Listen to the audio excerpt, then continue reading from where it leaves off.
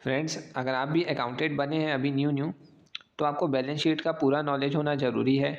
और अगर आप भी बैलेंस शीट पूरे तरीके से सीखना चाहते हैं कि ये बनती कैसे है, इसके क्या क्या पार्ट्स होते हैं, लाइबिलिटीज साइड क्या होता है, एसेट साइड क्या होता है, तो ये वीडियो आपको बिल्कुल एंड तक देखना है। इसके अलावा बैलेंस शीट के दोनों साइड हमेशा बराबर ही क्यों आते हैं, लाइबिलिटीज़ और एसेट्स हमेशा बराबर ही क्यों आता है, इसके बारे में भी आपको जानना बहुत ज़रूरी है। तो चलिए वीडियो को बिना देर किए शुरू करते हैं। सबसे पहले तो दोस्तों, दोनों साइड बराबर होने का मेन रीज़न ये है कि अकाउंट्स में डबल एंट्री सिस्टम होता है। एक डेबिट होगा तो एक क्रेडिट जरूर होगा। अब मान लीजिए अब राहुल हैं, आपने एक कंपनी बनाई, उसमें 50,000 रुपये डाले कैपिटल, तो अब कंपनी के लिए तो लाइबिलिटी है, उसको तो राहुल को पे करने हैं, इसलिए वो लाइबिलिटी साइड में आ गई। और कैश इन हैंड आ गया कंपनी के पास 50,000 अब कंपनी के पास कैश भी हो गया, तो उसकी एसेट्स हो गई। तो लाइबिलिटी और एसेट्स दोनों अभी फ़िलहाल बराबर आ गए। अब कहानी में आगे चल के एक ट्विस्ट आएगा। आप बोलोगे कि उसके बाद तो बैलेंस बराबर नहीं होगा दोनों तरफ का। तो चलिए मैं आपको अब एक और एग्जांपल से समझाता हूँ। अब आपको अकाउंट्स को मेंटेन करने के लिए एक लैपटॉप की ज़रूरत थी, तो आपने एक लैपटॉप ले लिया 20,000 रुपये का। लैपटॉप क्या होता है, वो एसेट्स होती है हमारी, वो संपत्ति है लैपटॉप। उसकी कीमत थी 20,000 रुपये। आपको अकाउंट्स मेंटेन करने थे, इसलिए आपने मान लीजिए अभी लैपटॉप ले लिया अपनी कंपनी के लिए। तो जो आपका कैश था 50,000 रुपये कैश इन हैंड पड़ा हुआ था एसेट साइड में, तो वो क्या हो गया, कैश 30,000 हो गया, क्योंकि 20,000 तो आपने कैश में लैपटॉप ले लिया। तो अब तो भाई दोनों साइड का बैलेंस बराबर नहीं आ रहा, लाइबिलिटी और एसेट्स का। तो लैपटॉप क्या है, आपकी एसेट्स है, तो ऊपर में आपका लैपटॉप भी एसेट साइड में आ जाएगा। तो 30,000 रुपये तो कैश हो गया, पर 20,000 की एसेट्स भी आ गई। तो फिर से जो टोटल है वो एसेट साइड का 50,000 हो गया। कैपिटल तो 50,000 रुपये रहेगा, क्योंकि वो राहुल ने कंपनी में लगा दिया था। तो दोनों साइड फिर से बराबर आ गए, 50,000 50,000।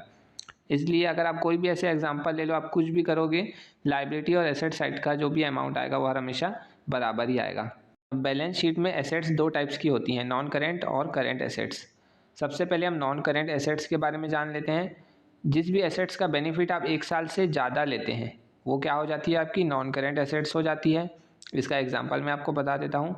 नॉन करेंट एसेट्स होती हैं जैसे कि लैंड हो गया, बिल्डिंग हो गया, लैपटॉप हो गया।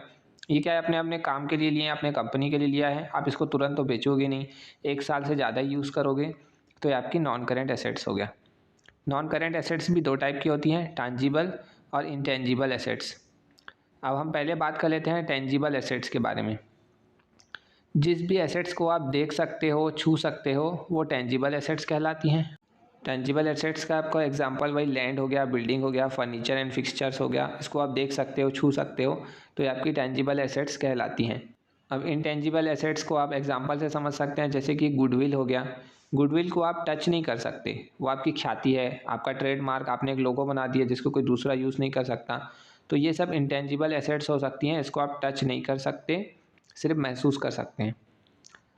अब करेंट एसेट्स की बात कर लेते हैं। इसका बेनिफिट आपको एक साल से कम मिलता है। इसके एग्जांपल क्या क्या हो सकते हैं बताइए। तो करेंट एसेट्स के एग्जांपल होते हैं, कैश इन हैंड से आप समझ सकते हैं, जैसे कि आपके कंपनी के पास कैश है तो उसको तो उसकी ज़रूरत बार बार पड़ेगी कैश की, इसलिए आप एक साल से उसको ज़्यादा नहीं रख सकते कैश को, पड़ा पड़ा आपको तो कंपनी में काम आएगा ही। इसके अलावा सन्ड्री डेब्टर्स, यानी आपने जिनको सामान बेचा है तो आप उधारी कितनी करोगे, 3 महीना 4 महीना, इससे ज़्यादा आप करोगे तो आपका लॉस हो जाएगा, क्योंकि आपको तो कंपनी में पैसा चाहिए ही। तो सन्ड्री डेब्टर्स भी आपकी करेंट एसेट्स ही होते हैं। अब हम बात करते हैं लाइबिलिटीज़ के बारे में। तो बैलेंस शीट में दो टाइप की लाइबिलिटीज़ होती हैं, इंटरनल और एक्सटर्नल। सबसे पहले इंटरनल लाइबिलिटीज़ क्या होती हैं, जो हमें मालिक को देनी होती है।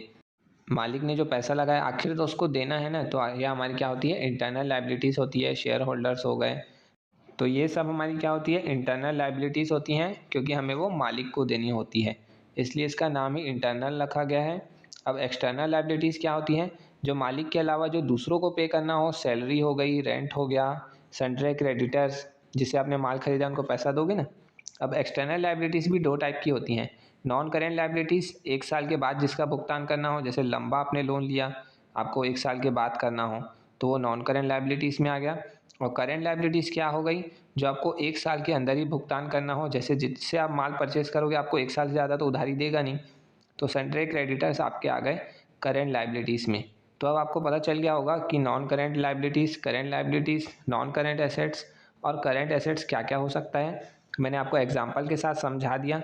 अगर आपको ये वीडियो पसंद आया हो तो वीडियो को लाइक और चैनल को सब्सक्राइब जरूर कीजिएगा। Thanks for watching.